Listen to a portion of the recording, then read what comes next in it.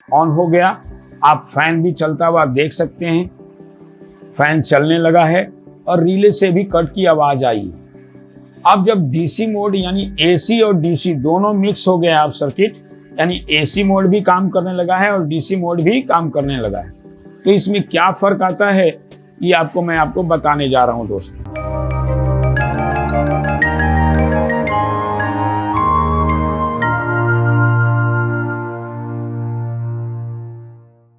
नमस्कार दोस्तों, मैं मोहम्मद कुद्दूस मल्टीटेक इंस्टीट्यूट में आपका बहुत बहुत स्वागत करता हूं।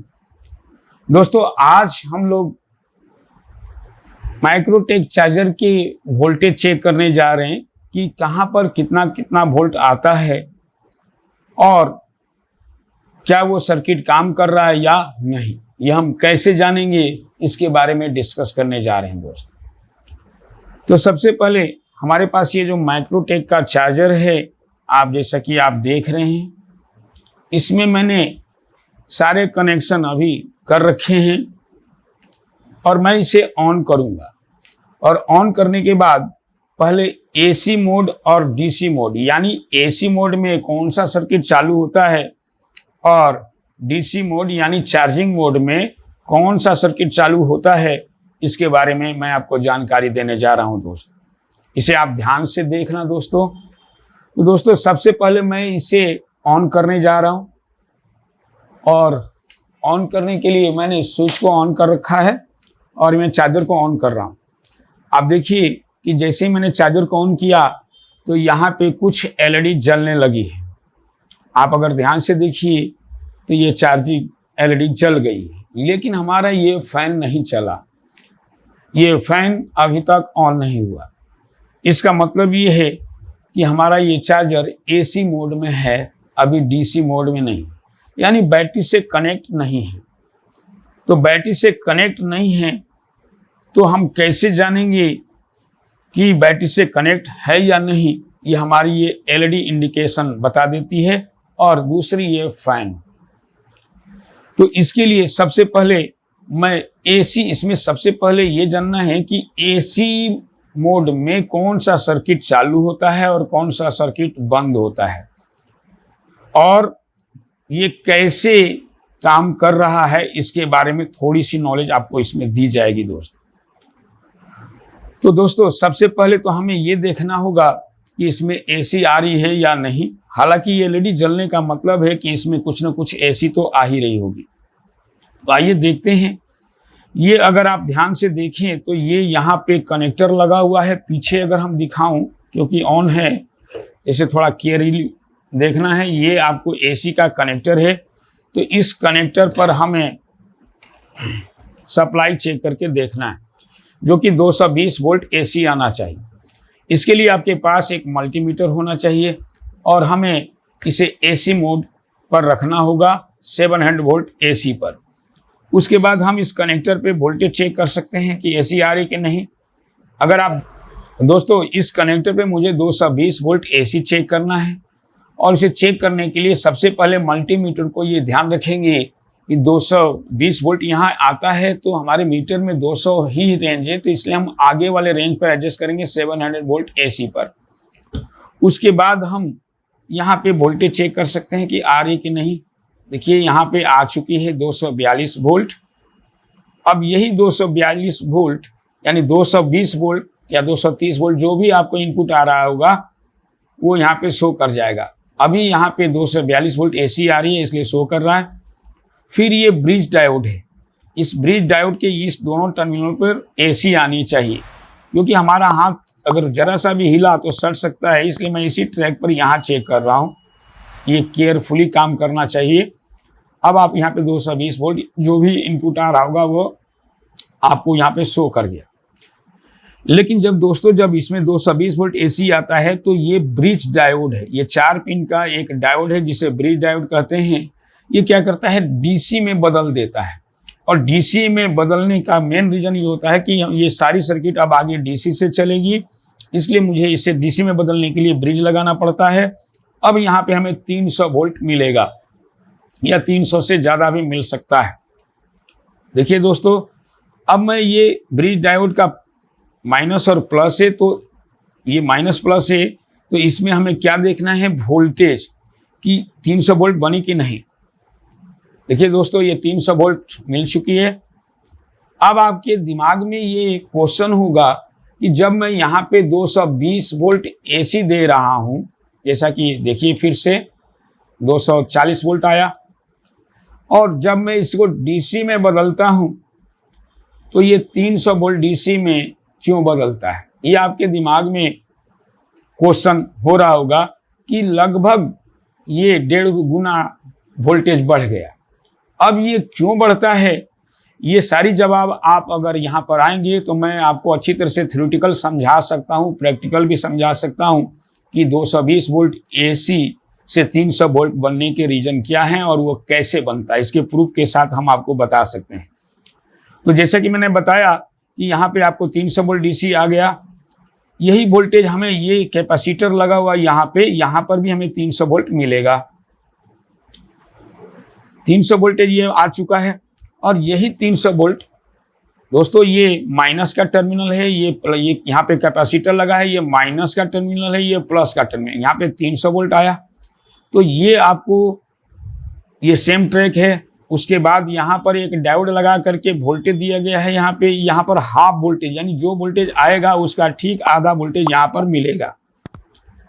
अगर हम इस पे देखें तो इस पर हमें 300 के आसपास ये वोल्टेज मिला, 300 के आसपास, और दूसरा यहाँ पे 150। ये ऐसा क्यों होता है, ये अगर आप थोड़ी सी थ्योरी का नॉलेज रखते हैं तो इसका आपको जानकारी मिलेगा या पता चल जाएगा कि ऐसा क्यों होता है। लेकिन फिलहाल मैं यहाँ पर प्रैक्टिकल भाषा में बात करूँ तो एक पर 300 और दूसरे पे 150 वोल्ट प्राप्त होनी चाहिए। तो अगर ऐसा हो गया तो ये समझना कि ये सर्किट काम कर रही है, ये वाला सर्किट अधूरा काम कर रही है, अभी पूरी तरह से काम नहीं कर रही है। इस सर्किट में थोड़ा सा डिजाइन चेंज है दूसरे चार्जर के अपेक्षा। दूसरे चार्जर में ये 150 वोल्ट तब मिलता है जब ये पूरी तरह से सर्किट चालू हो जाती है, आधी अधूरी पे नहीं मिलती, जबकि इसमें थोड़ा सा डिजाइन अलग किया गया है, इसलिए यहाँ पे 150 वोल्ट आपको प्राप्त होगा, या जो उसका मेन वोल्टेज होगा उसका आधा वोल्टेज मिलता है। उसके बाद अब आते हैं नेक्स्ट टॉपिक पर कि ये आपको रिले का कॉइल है। अगर आप ध्यान से देखें तो ये रिले का कॉइल है। तो इधर अगर मुझे इस साइड में कहीं भी वोल्टेज लेना है तो ये याद रखना है कि इस साइड का ग्राउंड का इस्तेमाल करना है, मुझे इस साइड के ग्राउंड का इस्तेमाल करना है। तो ये पूरा का पूरा ट्रैक ग्राउंड का कहलाता है, यहाँ से लेके यहाँ तक। तो आप यहाँ से भी रख करके आप देख सकते हैं या यहाँ से भी। तो यहाँ पे देखिए आपको ये वोल्टेज लगभग 10-12 वोल्ट मिलेगा।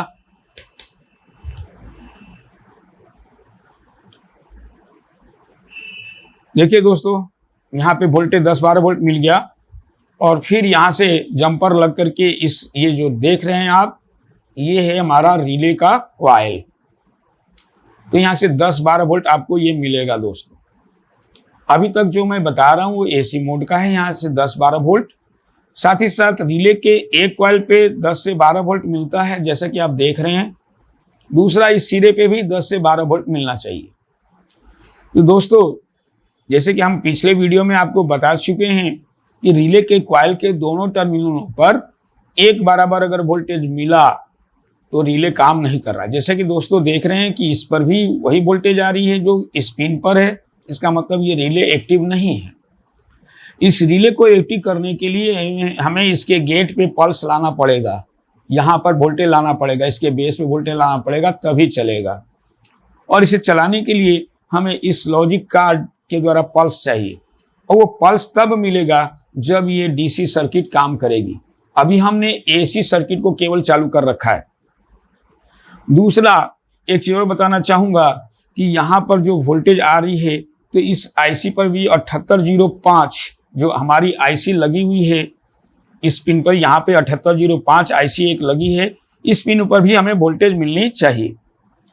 तो इस पिन पर वोल्टेज हमें पहुंचाने के लिए ये सर्किट लगी हुई है 7805 की। तो देखिए यहाँ पे 12 वोल्ट 10 वोल्ट के आसपास 10 से 12 वोल्ट आ रही है। ये 7805 का पिन नंबर 1 है जिस पे 10 से 12 वोल्ट मिलनी चाहिए। लेकिन इसके 3 नंबर पिन पर 5 वोल्ट प्राप्त होनी चाहिए। देखिए दोस्तों, मैंने यहाँ पे 3 नंबर पिन पर 5 वोल्ट चेक कर डाला। यही 5 वोल्ट आपको लॉजिक कार्ड पे भी मिलता है। इस पिन पर किसी न किसी पिन पर आपको 5 वोल्ट मिलनी चाहिए। ये देखिए, मैं ढूंढ रहा हूं कौन सा पिन है वो।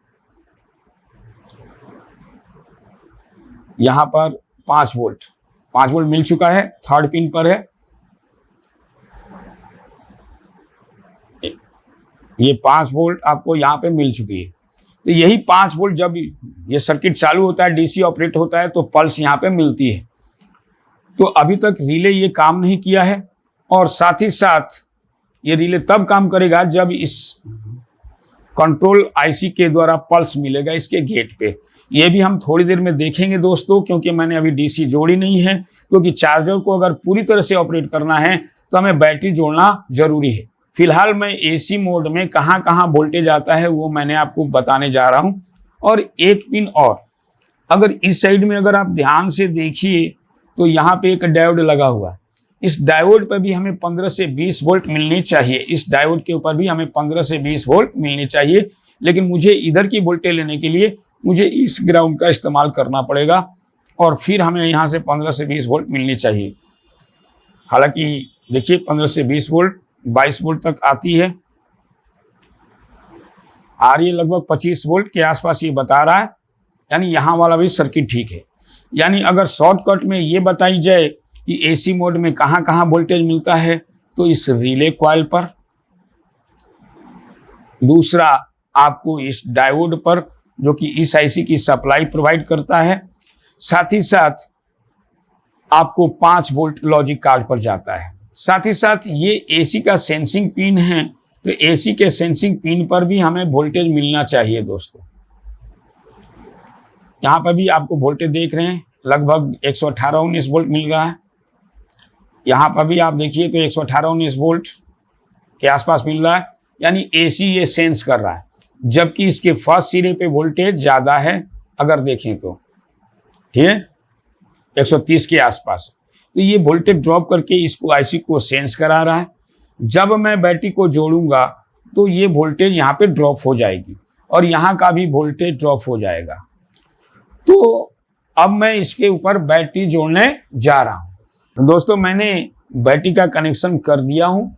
अब मैं एमसीबी ऑन कर रहा हूँ, और ऑन करने के बाद अब आप देखिए कि ये चार्जर ऑन हो गया। आप फैन भी चलता हुआ देख सकते हैं, फैन चलने लगा है, और रिले से भी कट की आवाज़ आई।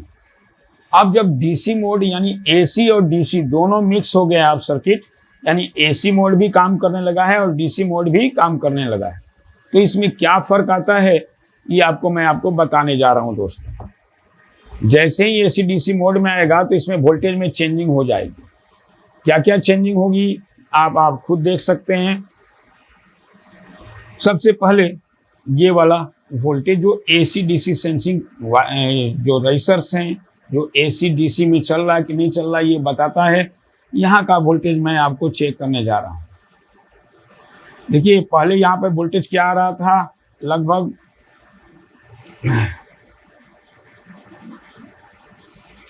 80 वोल्ट के आसपास।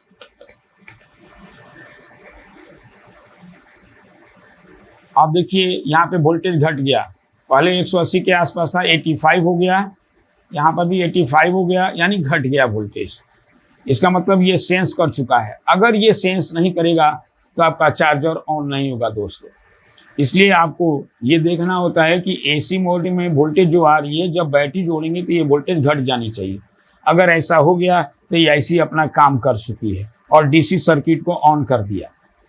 अब दूसरा, जैसा कि मैंने आपको बताया था कि रिले कॉइल की वोल्टेज अगर एक बराबर हो तो रिले काम नहीं करेगा, लेकिन अलग अलग वोल्टेज हो, यानी एक पर ज़्यादा, एक पिन पे ज़्यादा, दूसरे पिन पे कम है, तो ये समझ जाना कि ये रिले काम कर चुका है। तो देखते हैं दोस्तों कि ऐसा होता भी है या नहीं। तो इसके लिए हमें डीसी वोल्टेज, क्योंकि यहाँ से आपको 12 से 20 वोल्ट तक होता है, देखते हैं यहाँ पर 13 वोल्ट के आसपास आ रहा है, 13.4। अब दूसरे सिरे पे अगर 13.4 मिला तो समझ लेना कि ये रिले काम नहीं किया, लेकिन अगर कम हो गया वोल्टेज तो ये रिले काम कर चुका है दोस्तों। देखते हैं, देखिए आप देख सकते हैं कि यहाँ 0.03 वोल्ट आ रहा है और इस पर 13 वोल्ट आ रहा है। इसका मतलब रिले काम कर चुका है। और ये ट्रांजिस्टर के ऊपर भी कुछ ना कुछ वोल्टेज मिलना चाहिए हमको, इसके बेस पर कुछ ना कुछ वोल्टेज मिलनी चाहिए, जो कि कम होता वोल्टेज। आप देख रहे हैं आ गया वोल्टेज। इसका मतलब क्या है, रिले अपना काम कर गया और ट्रांजिस्टर भी अपना काम कर चुका है। और इस तरह से हमें चार्जिंग वोल्टेज भी प्राप्त हो रहा होगा। जैसा कि आपको बताया जा चुका है कि रिले कॉइल जब काम करेगा तब ये स्विच जुड़ता है।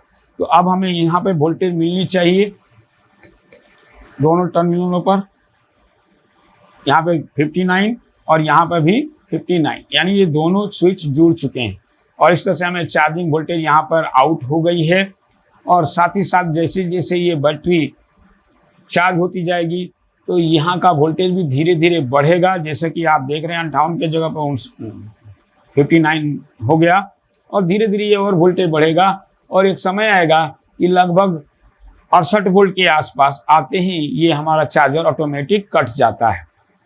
तो दोस्तों हमने इसमें दिखा दिया है। और यहाँ पर आपको ध्यान से अगर देखें तो ये एलईडी भी चार्जिंग एलईडी स्टेटस शो कर रही है, लेकिन जब ये फुल चार्ज हो जाएगा तो ये एलईडी भी जल जाएगी। लेकिन अभी फुल चार्ज नहीं है, इसलिए ये अभी चार्जर ऑन है और चार्जिंग चालू हो रहा है और चार्ज भी कर रहा है दोस्तों। तो दोस्तों मैंने इस वीडियो में, बहुत ही शॉर्ट वीडियो में, मैंने इसमें मेन चीज़ आपको बताई है। और ब्रीफ जानना चाहते हैं और अच्छी तरह से जानना चाहते हैं तो एक बार मल्टीटेक विजिट करके डेमो क्लास ले लें। और डेमो क्लास के बाद आपको खुद ही समझ में आ जाएगा कि यहाँ पर कैसी क्लास होगी। थैंक यू वेरी मच दोस्तों।